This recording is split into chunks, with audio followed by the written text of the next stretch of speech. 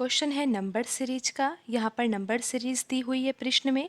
हमें ये पता लगाना है कि प्रश्न चिन्ह के स्थान पर कौन सी संख्या आएगी। तो यहाँ पर हमें ये पता लगाना है कि प्रश्न चिन्ह के स्थान पर कौन सी संख्या आएगी। तो उससे पहले तो हमें ये समझना होगा ना कि इस सीरीज में जो नंबर्स लिखे हुए हैं, नंबर्स के बीच में कौन सा पैटर्न लग रहा है, तभी हम ये पता लगा पाएंगे कि प्रश्न चिन्ह के स्थान पर कौन सी संख्या आएगी। तो यहाँ पर सबसे पहला पद है 8 और उसके बाद लिखा हुआ है 31।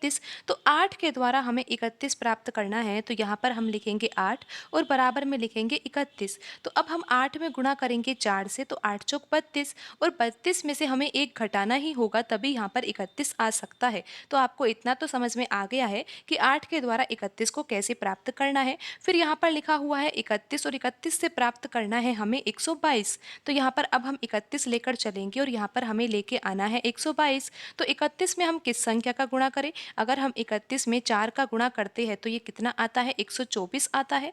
अगर 31 में 4 का गुणा किया जाता है तो कितना आता है? 124 आता है। और यहाँ पर 122 की आवश्यकता है, तो यहाँ पर हमें 2 घटाना होगा। फिर आगे लिखा हुआ है कि 122 से हमें क्या प्राप्त करना है? 485 प्राप्त करना है। तो यहाँ पर हम लिखेंगे 122 और बराबर में लिखेंगे 485। तो यहाँ पर हम 122 में गुणा 4 का ही करेंगे, तो कितना आएगा? 488 आएगा। 122 गुणा 4 करने पर 488 आएगा और 485 की आवश्यकता है, तो यहाँ पर हमें 3 को घटाना होगा।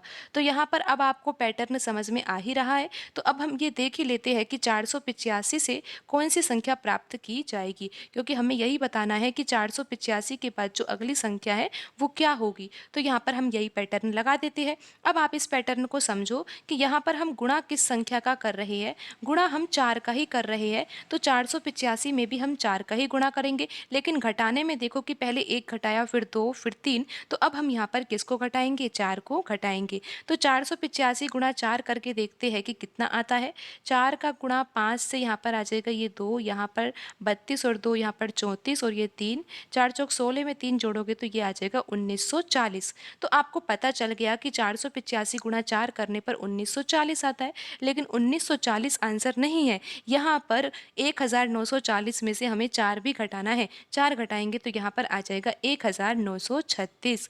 और आप ये देख सकते हो कि कौन से ऑप्शन में लिखा हुआ है आंसर। ऑप्शन सी में लिखा हुआ है 1936। तो यही सही आंसर होगा।